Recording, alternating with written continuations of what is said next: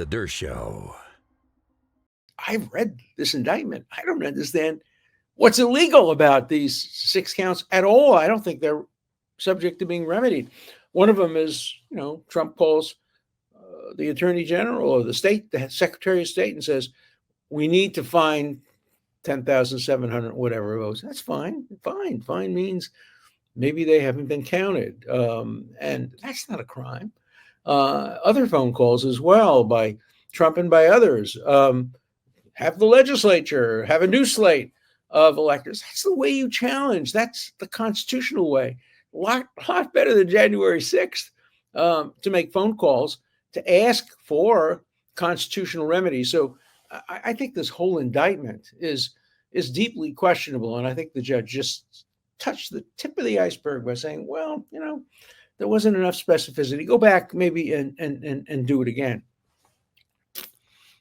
I also speculate, this is entirely speculation. I'm not going to ruin my reputation for being a 100% accurate predictor. I think it was a talk show host recently who called me, it was 11, who called me the Nostradamus of the legal profession, because I get my predictions pretty much straight. So I'm not going to put that at risk with this prediction, but I have a sense that the judge's decision to strike these 6 counts may telegraph that he's not going to disqualify the entire office. Because if you were disqualifying the entire office, the DA's entire office, I don't think he'd be making decisions about whether to strike certain counts. After all, he's supposed to make the decision the next 2 days, by Friday. So it doesn't sound logical that on Wednesday he micromanages the case and says to the prosecutor, well, maybe you can go back and re-indict and be more specific. And then on Friday, disqualifies the whole office. CNN just had an analysis with 2 local lawyers from Georgia, both of whom predicted the judge would not disqualify Fani Willis. One of them said, well, there's only an appearance of conflict, and that's not enough under the law. The other one said, there wasn't even an appearance of conflict. There's nothing wrong here. Well, what if 2 members of the DA's office marry each other? Well, what's wrong here is if they marry each other and deny it under oath. There's something very wrong with that. And what's wrong here is if the boss, the prosecutor, gets kickbacks for the $700,000 that she had her office pay her lover, kickbacks in the form of uncompensated travels to exotic places. Now, of course, Fani Willis says under oath, I gave back every penny. I did it in cash because, we Black people, we keep a lot of cash. That's an ethnic thing. No, it isn't. My grandmother did the same thing. $20, of course, was a lot of cash for her in those days. But this judge should not just give them a pass and say, well, maybe appearance of justice, but that's not enough. Fani Willis should be investigated and, in my view, indicted for perjury, obstruction of justice, conspiracy to commit perjury. She looked us in the eye, all of us, and basically said, who are you going to believe, me or your lying eyes?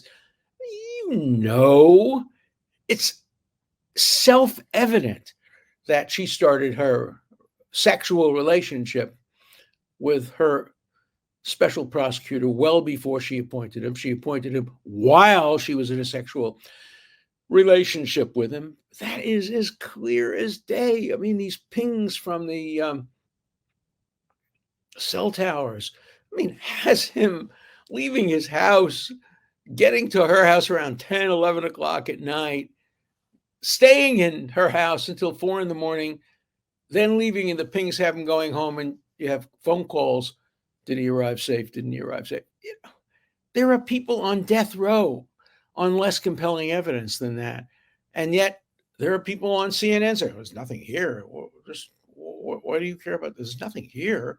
There's no conflict of interest here. There's no even appearance of a conflict of interest. But again, you want to make money, listen to what CNN says, and then go to Las Vegas and bet the other way.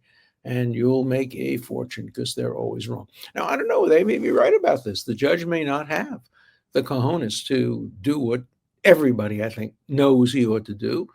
And what he really ought to do is he's a judge. He ought to recommend a criminal investigation. He was there. He saw them lie, and he's a smart guy. You can't sit there and look Fani Willis in the eye and her boyfriend and her boyfriend's bought witness, or rented witness, or witness who changed his testimony. You just can't do that and say to yourself, "Well, I really believe them. The three of them are telling the absolute truth."